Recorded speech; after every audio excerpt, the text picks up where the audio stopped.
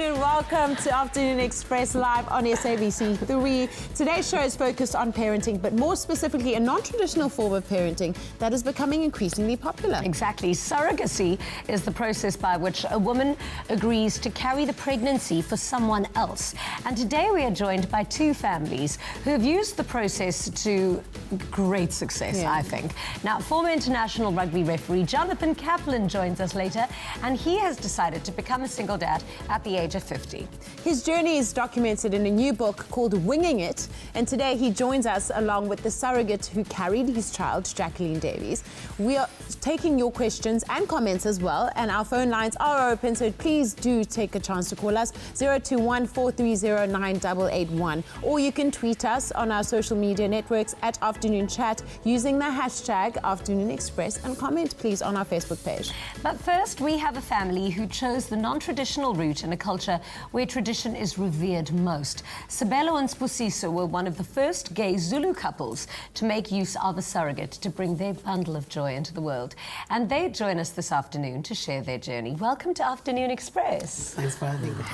I'm so happy that you're going to be chatting with us today, because it's such an important, such a valuable thing to speak about. So it's really special to share with us. Thank you. Sure. Hello, Princess. Welcome to Afternoon Express. Hi. Oh my goodness. Oh, you melt my heart. I want to know the story of how you guys met and fell in love and decided to get married. So who tells the story? You or me? It looks like you're going to tell all the stories. Talkative one, yeah. So here I was taking a walk on Fox Street at Maboneng, Joburg, CBD, and with a friend of mine, Tulisile Makaya. And whilst we were walking, I saw this fine guy chilling with his friends, and you know, there was just that connection. He looked at me, I looked at him, and I thought, yeah, nigga, you're fine. And you know, we sat like at the same restaurant. Our table was opposite their table. Yeah. And you know, he kept on staring, I kept on looking, and you know, the more drinks we had and the more stares we gave each other. The conversation flowed, yeah. And I walked to the laboratory, and this guy followed me, and he said to me, I hope you don't mind, can you please give me your digits? I didn't hesitate, I didn't like think about it, I just gave him my numbers, because I thought, you know, he fine. I mean, you can see him. No, amazing. Listen, you're both fine, but now we're dealing with two very traditional homes. Exactly. So now, and love at first sight. Mm-hmm. So when it became a thing, how is it going to become a thing to your families?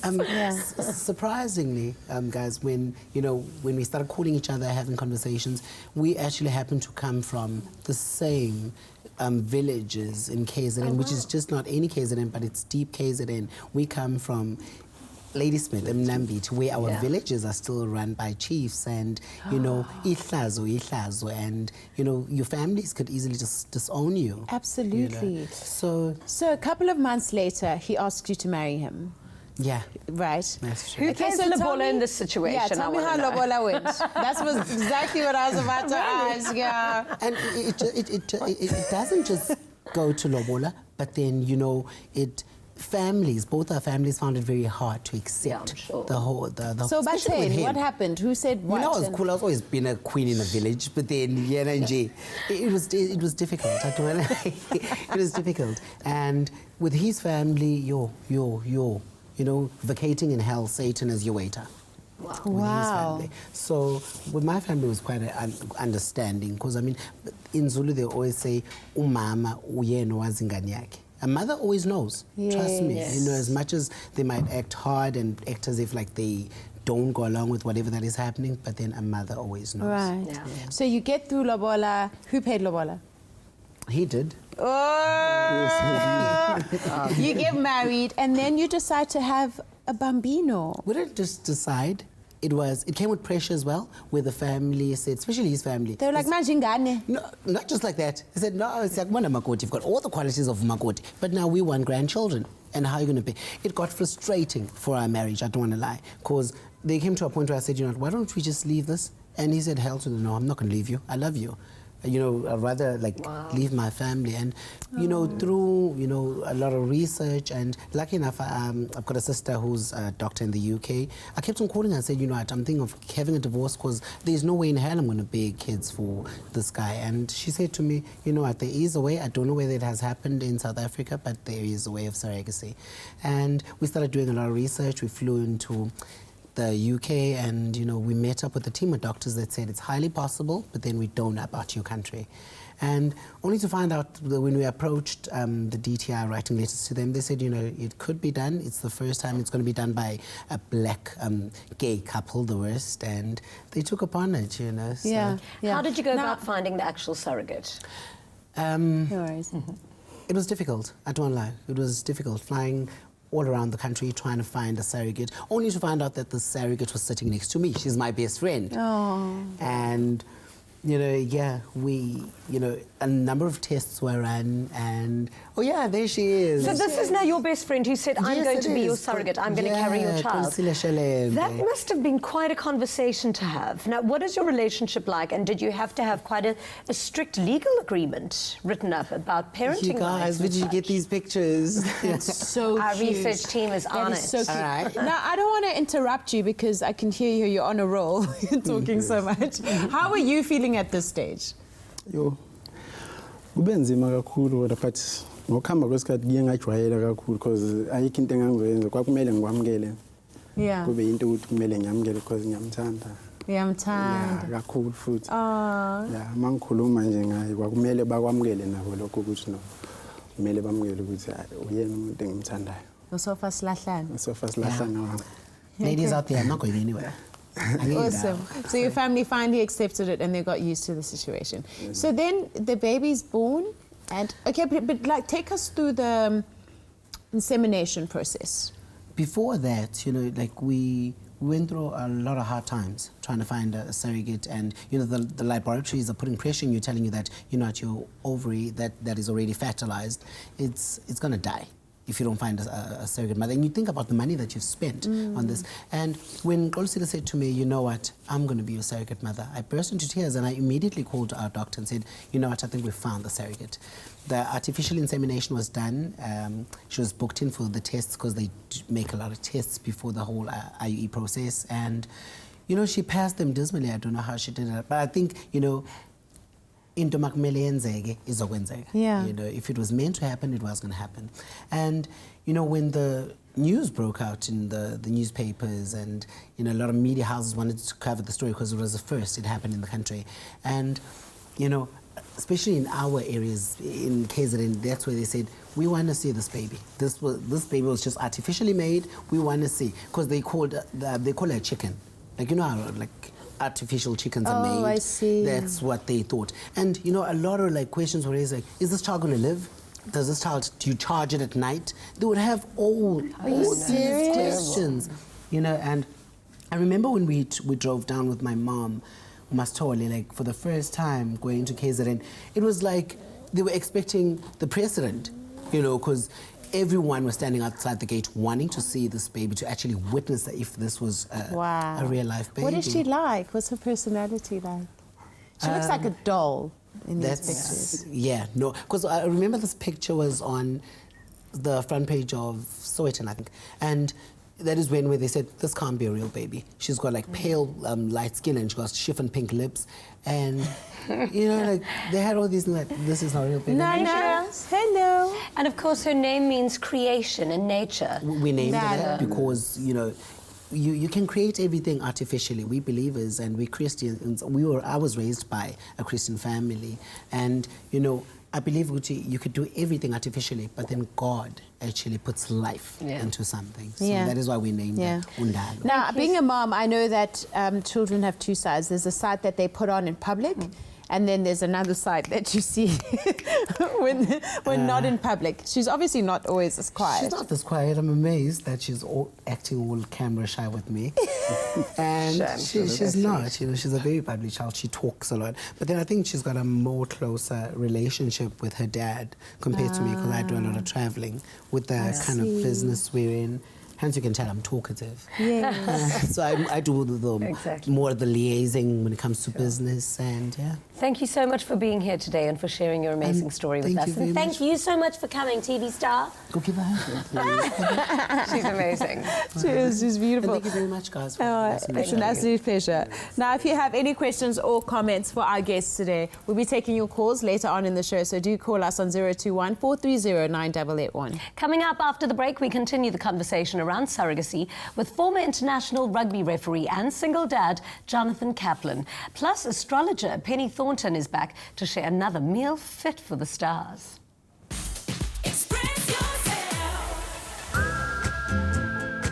So I often find that my eyes are far too big for my stomach and I've dished up too much and I want to just keep leftovers for later. I also don't want the hassle of washing more dishes. So my solution for this is Glad Cling Wrap. It's a household name we all know and love because it's been around for a few generations now, having been a handy kitchen companion for decades. So Glad Cling Wrap has evolved to make our lives easier with a tighter seal, making sure that your food's freshness is sealed and tight. It has perforations that tear off easily, making the process simple and efficient.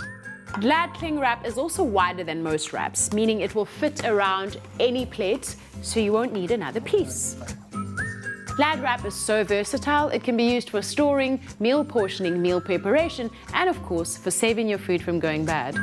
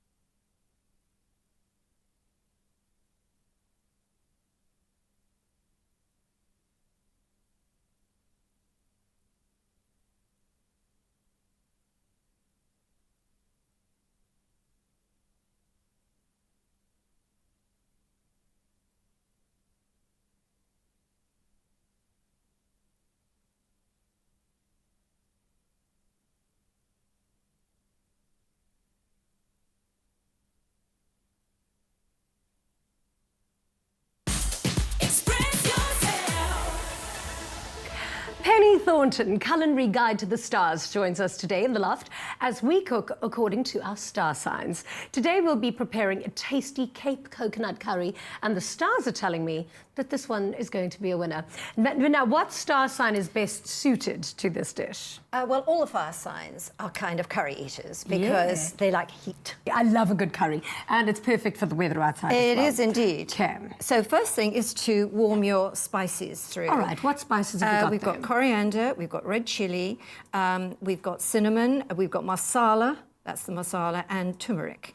Lovely. Here are the cardamom pods, taken out of their seeds, crushed with a little bit of salt. So Wonderful. we need to get those nicely warming. And what happens when you warm spices like that? Well, it releases their aroma. It Really? brings them alive. They've been waiting for the heat to bring their heat out. That's what Okay. happens. So they need a little while. You don't want to burn them, and you will smell them. And one of my rules in the kitchen is if I can smell something, it's almost burning. So your really? nose will tell you. That is a great trick, actually. So if you can smell it, take it off the heat. Take it off, yeah. Okay. I mean, you want the aroma, and as you start to smell those beautiful, spicy smells, they're probably about ready to be done. Okay. So we'll Great. go on to the next step, which is we're going to put the mustard seeds in, and we need to have those sizzle. We need to Okay. hear them sizzle. So a little bit of, this is just vegetable oil. Better not to use olive oil or any strong tasting oil in a curry. Use canola, any kind of vegetable is the Sunflower right oil. thing to do. Now, I'm not sure we will get What them about a to sizzle. coconut oil? I think that's the coming, well, I know say it's the coming thing. People have been using it for a long time, and, Yes. and it is very good. But because we've got coconut milk in this, I Okay. think that's over-egging the pudding. It's just exactly It is. It's just true. too much. So, I know. So we'll put things I mean, in. I want to be vegan until I see biltong, and then it's just downhill. Absolutely, okay. So these seeds need to little pop a bit, and you'll see them jumping around in the pan. And as soon as that happens, as soon as we start to see them popping around, we're going to add our paste. And another important thing, a little bit like when we were, as we've seen before, the amount of cooking of the onions and the leeks or whatever you've got in there, that actually also intensifies the flavour. So That this- smells so good. What is in your paste exactly? we've got fresh ginger, Yeah. grated.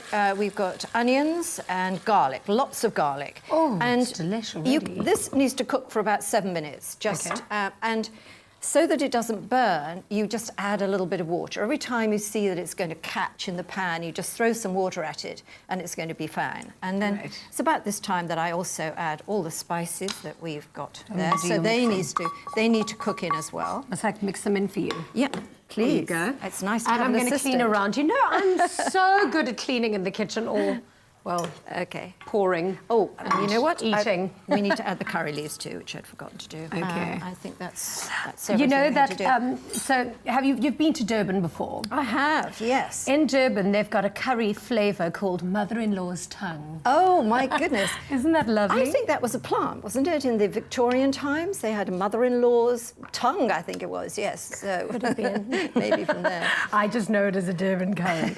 But, oh, okay, that looks great. What's our next step? About 7 minutes to allow those to all come together, really Okay. cook through. We'll pretend 7 minutes have gone. And then we're going to add our corn. Yes. You could use soya, as long as it's because this is a vegan curry, Yeah. anything that's suitable that isn't, of course, meat or anything. However, if somebody is a meat eater, could Yeah. you substitute it with meat or chicken, and the same recipe will stay the same? Absolutely. I would tend to use chicken with this, although you could use Lamb. you could use prawns, but then you wouldn't be adding the prawns at this stage because that would just be to overcook them. What you're aiming to do here is to get all the kind of paste and all those spices Everywhere, okay. And so they're actually already cooking into the corn. as I'm we're in doing this case. for you because this is a dish that I would genuinely cook myself at home. So I'm literally hanging on to every word so that I don't forget. Well, I think really, like a couple of the other recipes we've done this week, is these are not rocket science. You don't need a degree in culinary, This for me is rocket arts to be able to cook these dishes. And I think that I'm really about flavour. What I want more than anything else is a really tasty dish. Yeah. So I don't care too much about the appearance of things. For me, flavour is what I want all the time. What is our next step? Because Well, now I think I've done a fabulous job. You on have. getting your amazing, paste right. all over the corn. Okay, so once you've really got it all coated with the mix there, you're going to add the coconut milk. Oh, this is so good. Now, really, you know, setting aside the idea of this being a vegan dish and using corn here, if you don't put anything in it at all, you're just going to make the curry base. Yeah. You can just make the base without anything in it and allow it to cook in the stages that I've done it. And then at a later date, just add your shrimp or anything that you want to. You obviously have to cook chicken a little bit longer, but it's a very versatile curry sauce, really. And is that it? Well, that's it to cook and yeah, but presto. we're serving charred apricots with this, so we're having a little bit of a twist here. We're getting a bit of dried fruit in with this as well. And the trick here, though I'm sure everyone in South Africa knows this, is that you must soak the sticks, the skewers first, otherwise they'll burn. And, you know, Aries loves things that catch on fire, but this is just simply not fun. Okay, I didn't know that. What if you're going to? Yes, you soak the sticks for, well, I usually soak them for about an hour, but I Okay. suppose even 20 minutes would do. And then when you pierce or you put your apricots or whatever, if you're doing shish kebab, whatever you were doing, the skewer won't catch on fire. Although, if you like fire, it's quite fun.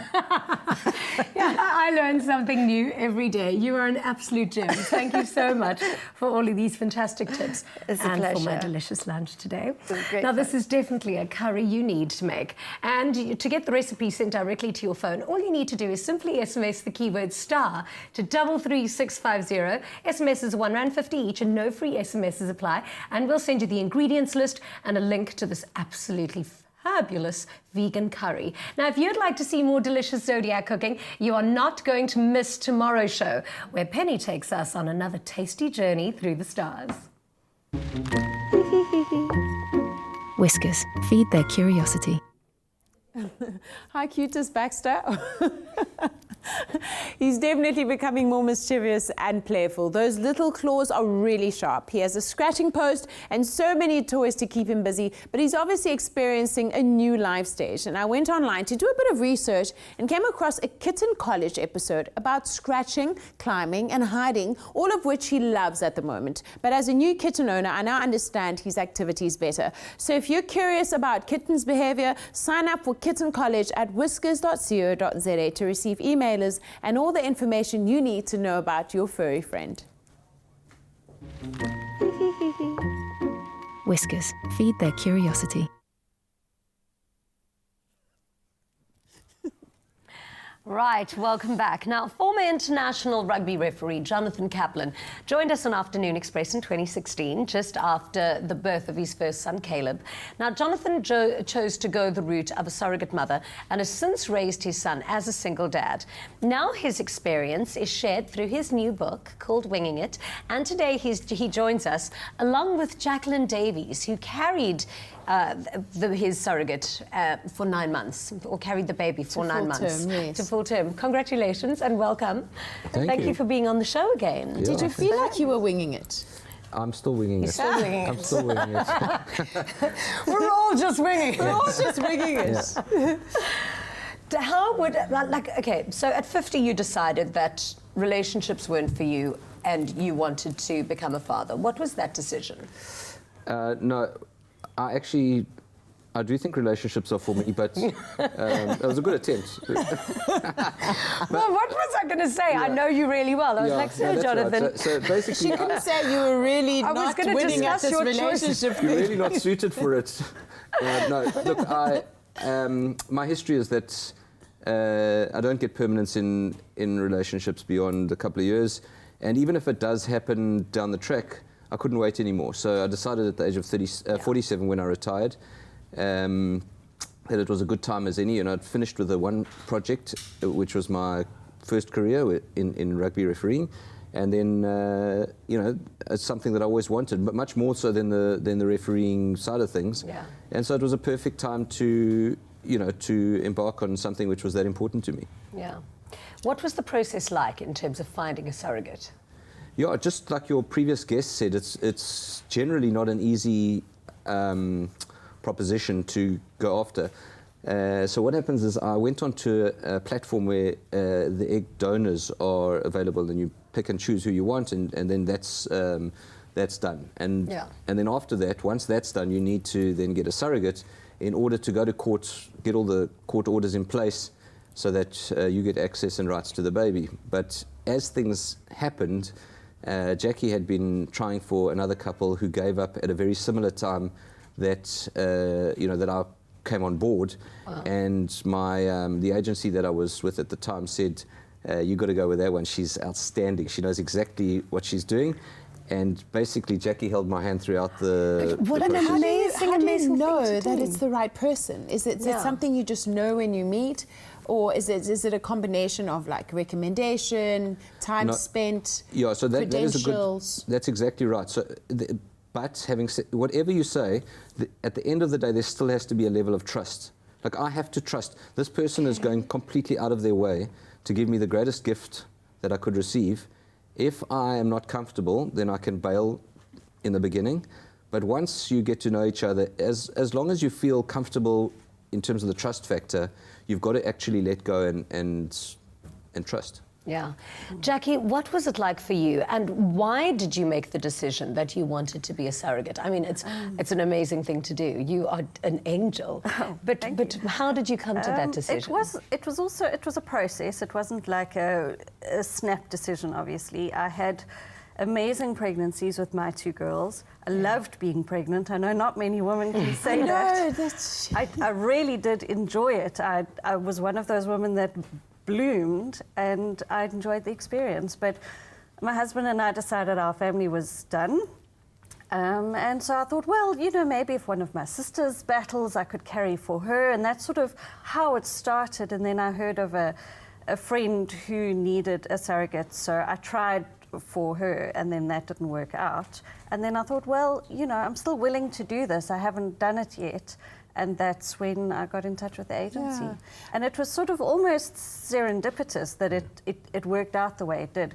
And there wasn't really a moment either that we sort of decided, okay, we're picking each other. It just sort of naturally happened. We were introduced to each other, and I must say that's quite difficult. Like you meet someone for the first time, and you know that they're going to carry your child for you. It's quite difficult. That trust process is not easy. So for me, it was, I don't like to say it was a sweaty meeting because that means something else, but it was quite difficult. It was, I love you. But now it must be quite a compliment for somebody to want you to carry their child.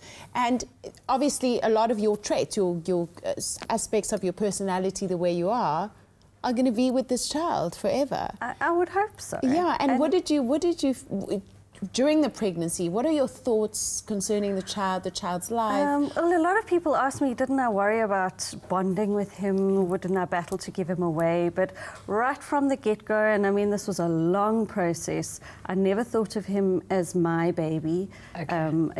The conversations with my family, with my children were all, this is Jonathan's baby. I'm giving it to him. It's a gift. I was sort of focused on the positive aspects of how happy I'd make him and creating a family for But just somebody. to clear up, it wasn't your egg. No, not There my was baby another at donor all. involved. Yes. So it's another donor's egg, your sperm, and then you were the host. And then I was the incubator. How did you choose the donor then of the egg?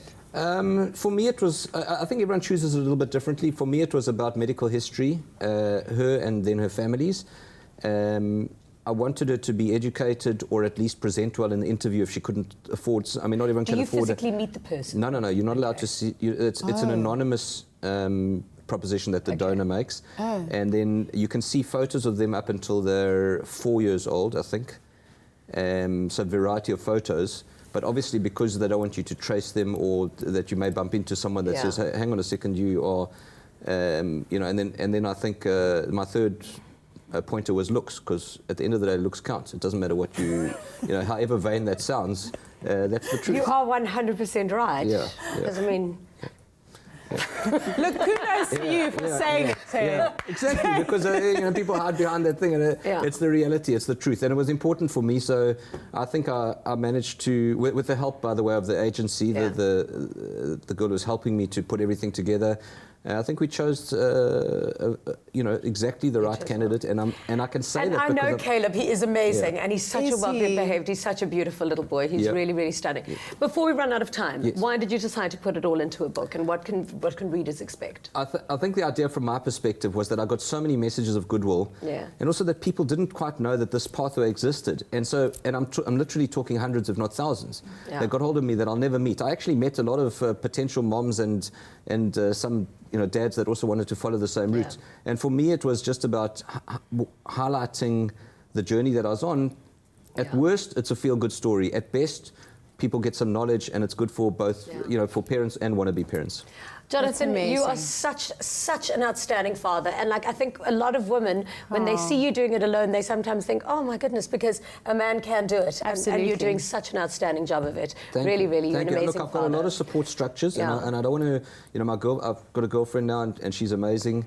I was going to say, I bet you now your relationships are going to work. Because he's not the bait. Murphy's Law. And you are an absolute angel, so thank you for doing what you did. I mean, what an absolutely amazing gift. You're incredible. Thank you for being on the show and for sharing your stories. Mwah. And good luck. Thank you. So if you have any questions or comments for our guests today, call us live on 021-430-9881. Now, after the break, we head back to the kitchen for a zesty lemon semolina cake. And it's our weekly pet adoption segment with Sidewalk Specials. So today we have an adorable fluff ball by the name of Nanny, who is looking for a loving home.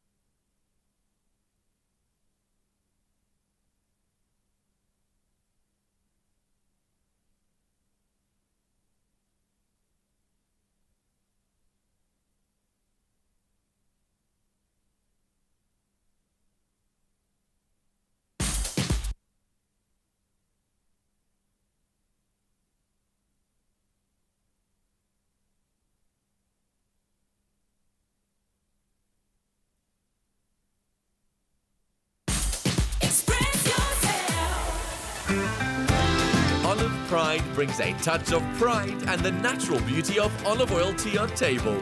Made with love by Clover. Welcome back to Afternoon Express. Now, if you've been keeping track, you'll know that we've been cooking our hearts out with Olive Pride's blend, and it's a versatile blend of seed oils and extra virgin olive oil that can be used to cook any dish. And Clem, trust me, can make anything. So today we're using it to bake a scrumptious lemon semolina cake. It's a perfect afternoon tea treat, so SMS Clover to 33650 to get this recipe sent to you. Clem, where do we begin? This is like one of the easiest cake recipes I know how to make. And it's really cool is I always make them in different tiny little shapes. So it just looks nice and dainty. Yes. It's awesome. It's a perfect little sweet treat. So in the bowl, I've got some eggs and sugar, and I've kind of like fluffed them all together already. So what distinctly makes this semolina cake? It's the actual semolina flour which we're using. So I've got normal cake wheat flour. like normal wheat flour. And over here, I've got semolina flour. And it just adds some texture to it. It gives you this beautiful, dense texture on the inside of the cake. It is amazing. It gives it like a cornbread vibe. You know, it really, really does. You could actually take all the flour out and do 100% semolina with it. That'll be like really cool. Yeah. But it's nice also to have the combination between the two, so you have a bit of the lightness of normal wheat flour and then the denseness of semolina flour. Yes. But I love it. It's so good. And this is like a super easy dish to do. So that was just the 2 flours going in there. And now I'm gonna add some buttermilk, because we just love buttermilk in everything. Nice. Can I ask you to do that? Mix it up Yeah, while I add absolutely. some lemon zest. So this is going to give us like the first layer of lemony flavor in our cakes. Okay, okay. But there's also a lemon and rosemary syrup which you've made. Ooh, that smells so lovely. Uh-huh. And I like using... It diffuses so quickly into the mixture. It does. The lemon. Yeah, and it's like it's everywhere. You can smell it. And now we have to use the hero of the recipe. The hero of the day. Some olive pride. I mean, I've been saying how versatile it is, and I use it. We've used it in savory dishes. I mean, you loved our dish yesterday. Oof. I'm sorry I didn't keep you some. I know, I couldn't. I had to actually see it on Twitter and be like, oh my gosh, I missed this dish. It was so good. So now you're seeing yesterday from savory going into sweet. It is an extremely versatile oil. Bunny, I'm loving what you're doing. We're looking good. I know. Can You I always get love some what of I'm doing. Okay, cool. Cool. Now what? Literally. Oh, I love these little tiny, cute little loaf tins. Ah, I know. They are adorable. And I bet you greased them with the olive pride. I did. That's already been Boom. done. Ah, Bonnie, What? look at that. Done. So that's in there as well. They go into the oven and they bake for about 20 minutes, actually 15 to 20 minutes because it was a nice little cute little size. Yes. They come out looking like that. Then what we do is we're going to take the syrup which we made out of lemon juice, sugar, water, rosemary. And while the cake is still hot, you're going to pour that over. And it's going to seep into the cake. It's going to get crazy, juicy, delicious and moist. And what we've done to end it off, we did a little drizzling of white chocolate. And I mean, White chocolate, wow. Can we do Mother's Day again? Just so I can make that, like, honestly. I'm going to have one of these and then I'm going to have to go for a 10K run afterwards. Let's go. After work. I'm definitely going to do that. Now, the keyword for this recipe is clover. SMS that keyword to 33650. And here's a quick recap of the steps.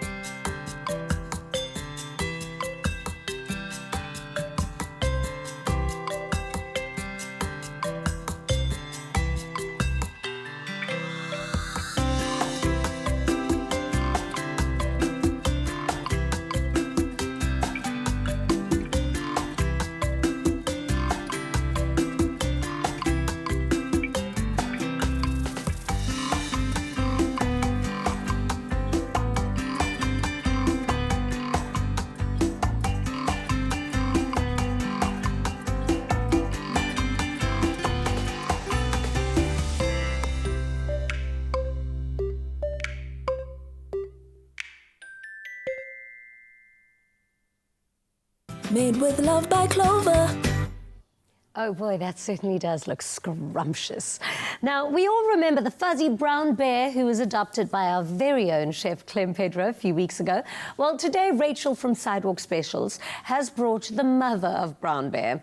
Her name is Nanny. Hello, Nanny. And she is in need of a loving home to take her in. Hi, Rachel. Hello, Welcome how are you? back. Thank you. Every time you come, we just have the biggest smiles because you always bring the sweetest pets to come and join us in the loft. And Nanny's absolutely no exception. She's not. She's really got the biggest character. Like her foster basically describes as half goat, half dog. Oh, really? She'll climb everything, go up everything. If you're looking like, where is Nanny? She'll be like up on top, on top, on top of your desks. It's amazing. She's a beautiful dog. She is. Now, Nanny was found when she was pregnant, no? She was. We were doing a township outreach, pre-sterilisation drive, sort of talking to the people in the area. And a man came up to us and said he has his dog, Nanny, and she's heavily pregnant and he has nowhere safe for her to have her puppies, and can we take her? And at the time we couldn't because we had our car loaded with very sick dogs. But she was in my mind when I got back to Cape Town, and I texted her foster actually and just said, you know, how busy are you? Which is a very dangerous question. if I'm asking it. And she's like, why? And I was like, well, there's this heavily pregnant dog in the Dawns, and I don't want it to give birth because if it hasn't got a safe place, you know, the puppies will be given away, the puppies will die. So actually, some random person from the public via Facebook offered to go and drive and get her. And then one of our contacts in the Dawns brought her out of the Dawns. They met in the middle of the night. She arrived in the foster's home covered in ticks, covered in fleas, stinking of Jif oil. And 2 days later gave birth to 10 puppies. Wow. Yeah. And gorgeous puppies at that. Gorgeous They and were absolutely big puppies. Yeah. Very big. So you said the father was probably a Saint Bernard as well. Well, I think that's what everyone's hoping, but we don't know. Are people, now Shem, I mean, obviously all the puppies have gone to great homes. Yes, they have. But now Nanny is left alone in need of a home. Are people a little bit hesitant to take an older dog? Because perhaps they think that she's going to, maybe it's harder to teach an old dog new tricks. Well, this is the thing, and people have this sort of idea with rescues that you're taking on a problem. And I think that's why we do just use foster homes. You know, it's kind of like this dog's known nothing but love. She's known clearly sleeping on the couch. You can see, she's so loving. Exactly, and we know her, you know. We know she's good with kids. We know she's good with dogs. We know she's not particularly good with cats. We know everything about her. So it's kind of like you're not going to a shelter and just choosing off looks and hoping for the best. Yeah. It's, you know, we can say if this dog's fitted to your home and whether you're fitted to this dog. So yeah, I think people are hesitant, but once somebody's had a puppy in the middle of the night, up, clean up all the pee and poo, a lot of people are like, you know what, next time I'm going for an adult dog. Oh, yeah. Yeah, 100%. So Nanny will go to a dog owner who knows their way around. Nanny's fallen asleep. Oh. Okay, Nanny definitely needs a good home. Come on, if you've got a home. And she plays nicely with other dogs. She plays lovely with other dogs, really lovely.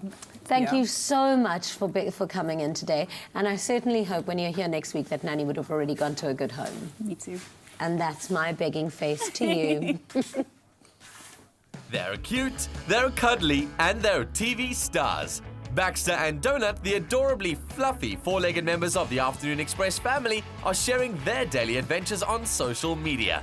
To see what Baxter and Donut get up to behind the scenes, follow the adventures of Baxter and the adventures of Donut on Instagram. We really do have the Midas touch. I always see how the animals fall asleep on our couch because it's such a zen space. After the break, we're back with our special guests chatting parenting. Now, if you've got a question about surrogacy or you want to make a comment, then call us now, please. Our lines are open on 021 430 9881. We'll be right back.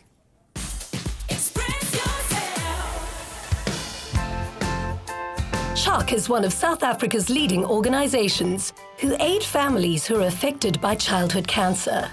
Afternoon Express, together with My School, are committed to helping CHOC raise funds for a newly refurbished home away from home.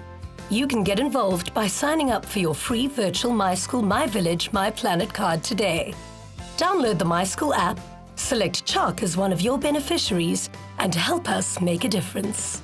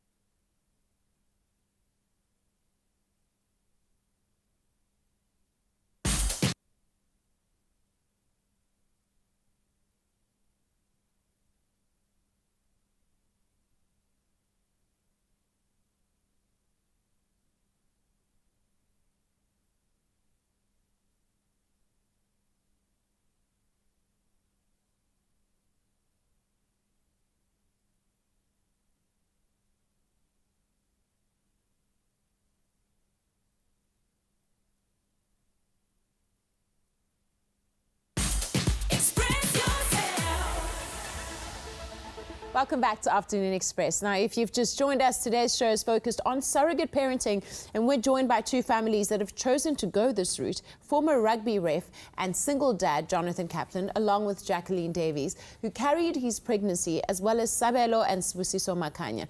Now, if you have any questions for us or comments, don't hesitate to call us on 021-430-9881. Welcome back, guys. Now, something that I always think of, and I think a lot of people think of when they consider surrogacy, is what happens after the baby is with the family. So I think in your case, your friend was the surrogate and the donor. And with you, what is the relationship like with the surrogate and the child when the baby's growing up?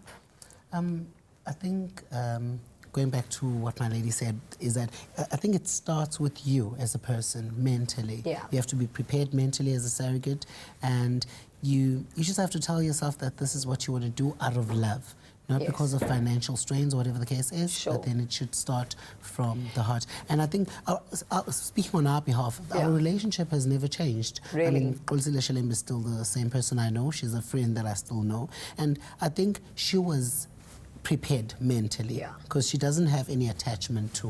But did you have to have some kind of a legal draft drawn up that there's no parental rights or anything post-delivery? You do. There has to be an attorney involved. There has to be letters from the court, actually issuing that you like the biological parent to this baby. So. In any decision or route that parents take, there always has to be a conversation with the child, where the child has a good understanding of who they are, their origins and how they came to be. How have both the couples approached this conversation, or is it the conversation maybe that's yet to be had with the child?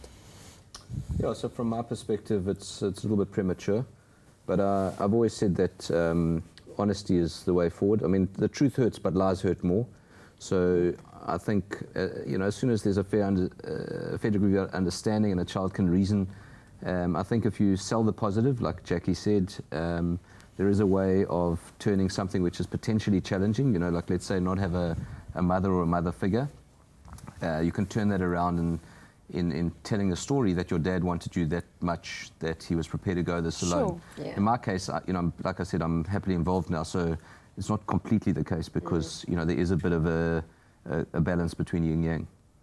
And what is your relationship like now with baby, with Caleb? We see each other not all the time. But it's in the capacity of as a friend. Yes, there is a relationship. Yeah. As a friend, we will tell him, how he came into this world, and I don't want to force an intimacy with him. If he wants me in his life, that's great. If he doesn't, that's also fine. We'll play it by ear and see how it goes. Yeah. And in your case, I mean, how are the families also approaching the conversation? Because I know sometimes within our families, there's always that weird, need to talk around the child and be like, oh, usbanban, phela wazi ukuthi umama wakhe, hey, usbanban. I think when it comes to surrogacy, it's an anonymous donor that actually gives you the ovary. But then when it comes to her as an individual and as a being, us as her parents, we've decided that we're not going to hide anything from her. And we think she's a blessing in disguise because, she's opened up so many eyes, including our eyes and our families. So she's a being at the end of the day, despite how she was made with artificially or however, but she's a being. And, we're not going to tell her, or I'm going to lie and say, what, I'm your mother with beard and with no boobs. I'm not going to do that. I'll just tell her when she's mature enough the story. Beautiful. And I'm glad that, it made history in the country where we were the first black couple to actually have a surrogate baby. So I think, I'll tell her the story, honest as it should sound and honest as it should be. And we're blessed to have her. And, if we manage to do such an amazing thing in our country, what could stop another viewer that is watching at home? Exactly. And, we come from the shadiest parts of KZN, but I was able to stand out and say, you know what, I'm gay and I'm proud of it. And here we are. You know what? It's modern family at the end of the day, and all that matters is love. Yeah. Yes, okay, we're going to take another quick break, and we're going to chat to you again after the break. We'll be back in a few seconds. Presenter Search on 3 is finally here. Join us in Cape Town when we show you the good, the ridiculous, and the real contenders to be the next face of SABC3. Hello, South Africa. Would you want to see me on your TV? When you present, you have to be passionate about it. That's the language speaking right now, right? Come join the music. Come dance with me. I just want to dance. Come on. That's this Thursday night at 7:30 on SABC3. The stage is yours.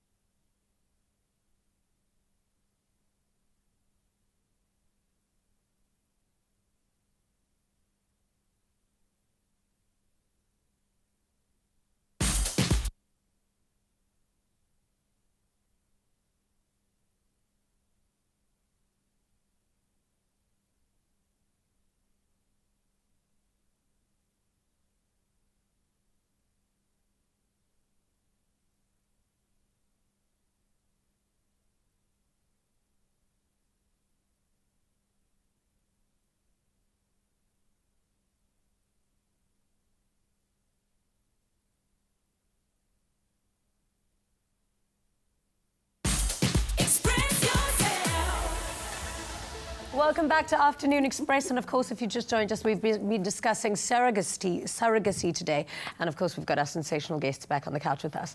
I think a lot of questions, and I mean, you must have been asked this so many times, and it's a difficult question, but I keep thinking it. Carrying a child for 9 months, you must feel some kind of, isn't it difficult to hand that baby over?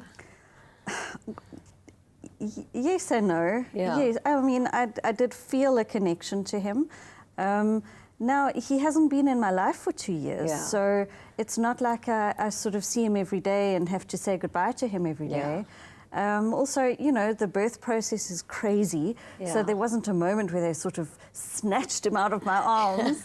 And yes, there's a bond. I feel sort of a connection to him, but not like he's mine. Yeah. Sort of like maybe a nephew or something like that. Sure. Sort of a connection, but I was so prepared for it to let him go. I also didn't have a baby room prepared at home. Exactly. Or prams or Yeah, nappies. mentally you so obviously mentally I hadn't- wasn't expecting to take a baby home. Yeah. Anyone who's watching who is at that stage in their relationship where they're considering surrogacy and they're maybe not going to go the agent route, what are the criteria that they should look for in a surrogate parent? It's their medical history, firstly. And I think someone who's mentally fit, you know, to actually let go. It's not easy. I witnessed it myself with our daughter. It wasn't easy. You could tell, you know, the separation from, you know, a woman was created, you know, to actually give birth to a baby that she'll nurture as her own. So, you know, and the to look... attach as Exactly. well. So I remember, you know, when actually speaking about this, the look that I saw in Kolsile Shalemba's eyes when we were in labor ward, when, you know, she didn't carry the baby after birth. Immediately she's given to you guys and you kangaroo carry the baby. I remember that like, sort of like, you know, there's something separated between them. You know, it was like a part of her has been taken away. But I think, you know, most importantly, that woman that you consider as your surrogate must be mentally fit to let go. What about women who are considering becoming surrogates? I think most women kind of know whether they could or couldn't. So I think a lot of women aren't kind of done with their families. So if you feel like you would still like another baby, don't do it, because I think it would be harder. But I think you kind of have a feeling, especially if you've had your own babies, you know how well you carry, you know whether you'd be able to do it or not. And obviously there's also the other side to consider, where it's two women who are wanting a male donor. They're going to need a male donor. No, what I mean is, it's, you know, there's also men out there who have given inseminated women. What do you mean? Like being a sperm donor? Yes, that's what I mean. I was thinking, well, it can only work one way. So, you know, I'm sure there's like a whole array of conversations to be had around this. What is going on with you? I lost you. Guys, thank you so much for being on the show today. It was absolutely amazing, and I think we've learned so much. Really, really amazing. Thank you.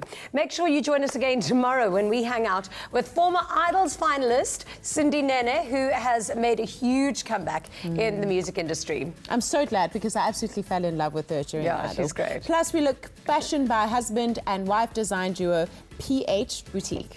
We'll be back then.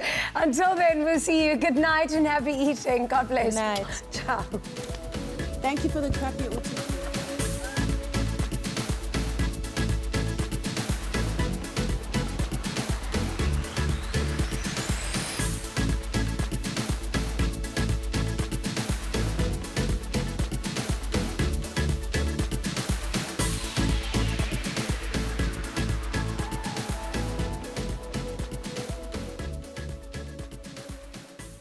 Afternoon Express, made with love by Clover. Another feel-good production.